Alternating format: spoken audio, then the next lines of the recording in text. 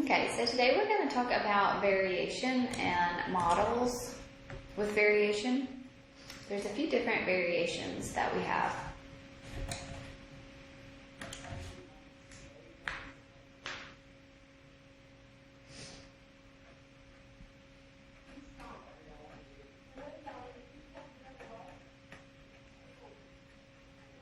Okay, we have direct variation.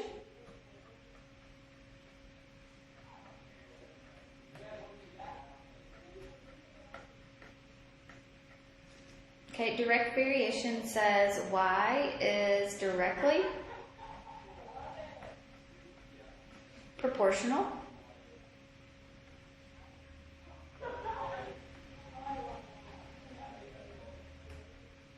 to x. Y is directly proportional to x. So that means that we'll have something that looks like this. Y equals kx here. K times x. Joint variation.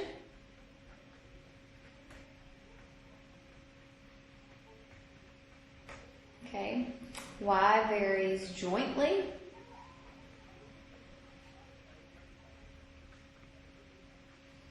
as x and z.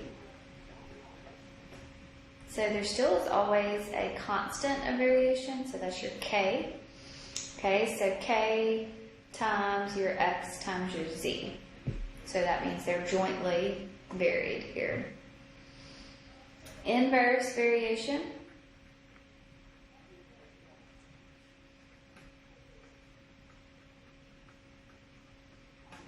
Okay, it says y is inversely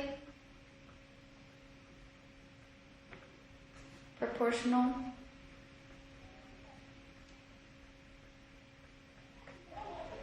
to x. So that means that you've got your constant of variation over your x. So y is inversely proportional to x. So when it says inversely, this is what's going to be in the denominator. When it says jointly, these two things are multiplied by each other. Directly means that this will be on the numerator on the other side. Okay? So just that k there, k is the constant of variation in all of those.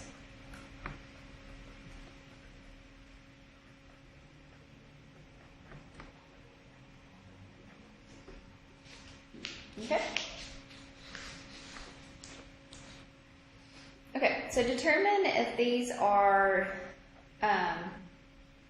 direct, joint, or inverse.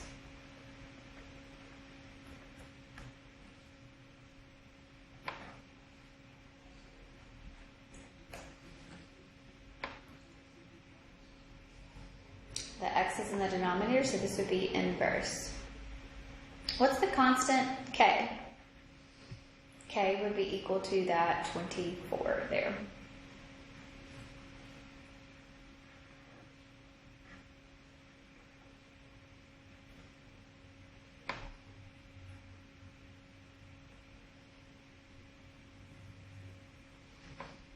Okay, this would be joint. And your k would be equal to this 5 here.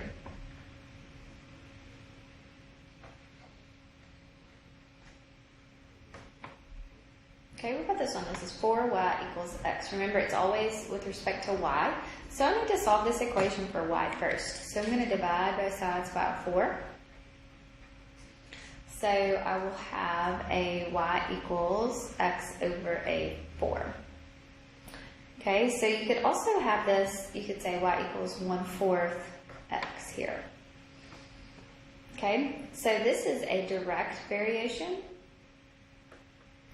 And your k here is going to be the 1/4.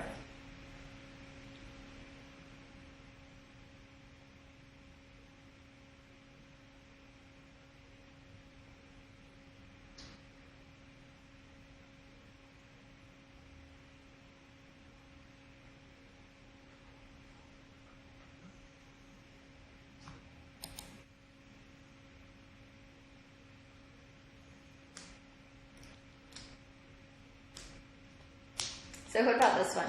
This is x, y equals 36. So it's still not solved for y, so I need to divide both sides by an x. So I'll have a y equals 36 over an x. So this is an inverse here. And the constant of variation is going to be a 36. Okay, so let's look at some examples here. So,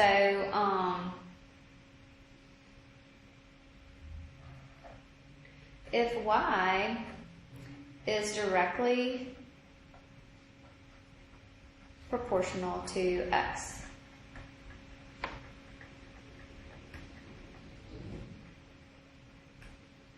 and y equals 28 when x equals 7.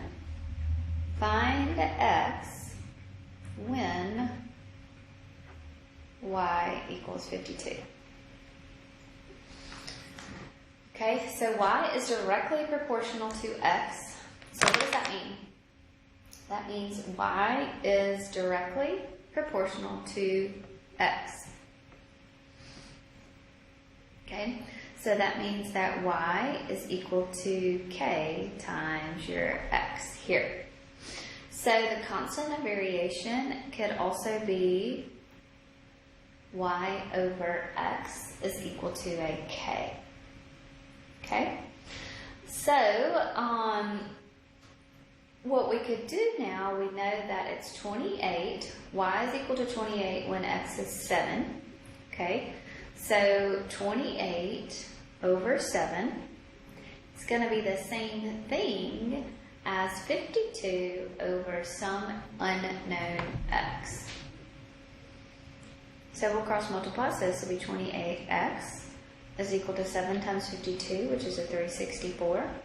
Divide both sides by 28, so x is a 13.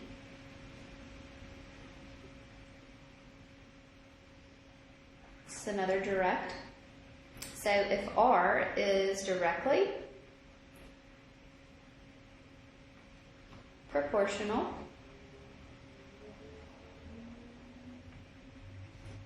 to the square of s, and r is equal to 72 when s is 12. Find r when s is 8. Okay, so I'll take a minute and try to do that one. R is directly proportional to the square of s. So r is directly proportional to the square of s. So that's what that means. So that means I need to solve for the constant of variation. So this is going to be r over s squared is your k. Okay? So it's going to be 72 over 12 squared is going to be equal to some r over 8 squared. So this is going to be 72 over 144 is equal to r over 64. So multiply, so 72 times 64 is a 4608. 144 times r. So then I'm going to divide both sides by 144, so r is going to be equal to a 32.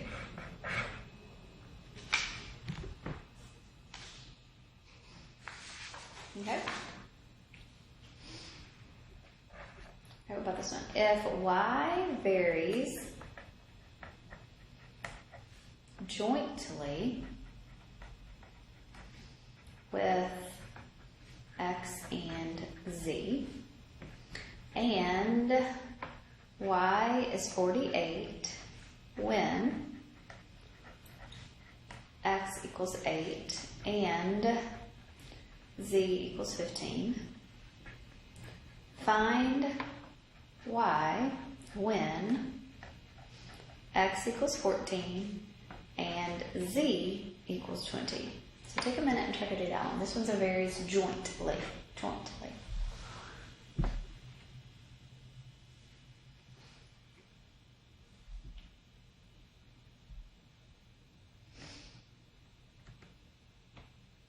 Okay, so jointly means that we would have y equals k x z, like this. Solve for the constant of variation, so this will be y over k z, or xz, I'm sorry, equals k. So y is equal to 48 when x is 8 and z is 15. Find y when x is 14 and z is 20. Okay, so we'll have 48, let's do this, so 14 times 20, so that's going to give me a 280, and 8 times 15, it's going to give me a 120. Okay, so I'm going to multiply, so 48 times 280 is 13440, and that'll be a 120y. So I'm going to divide that by 120, so y is going to be equal to 112. So the key is to look to see how your variation is happening.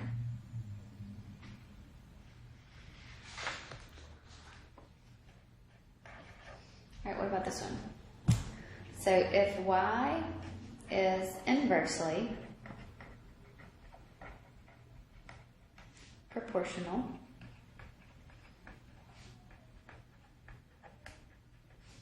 to x and y equals 7.5 when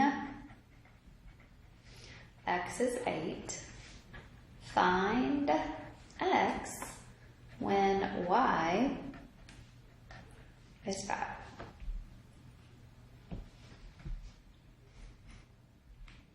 Okay. Inversely proportional means y equals k over your x. So solving for your constant, so this will be x times y is going to be equal to your k. So we'll have 8 times 7.5.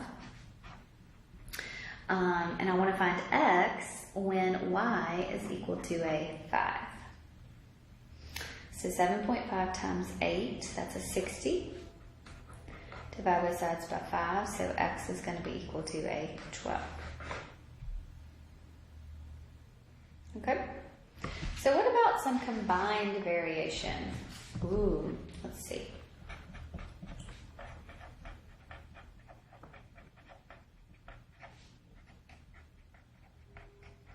Combined variation has both direct and inverse.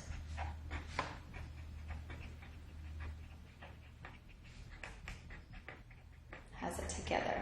All right, so let's look at an example here. Y varies directly as x and inversely as z.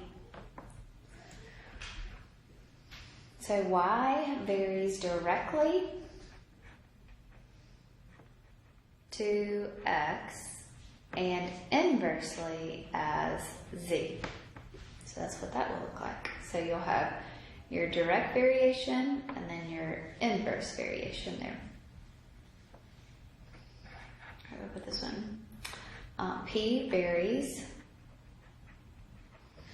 inversely with q squared and directly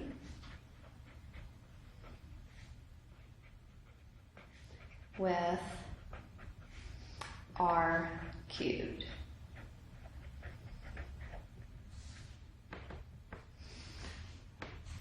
P varies inversely. So P varies inversely with q squared. So q squared will be in the denominator.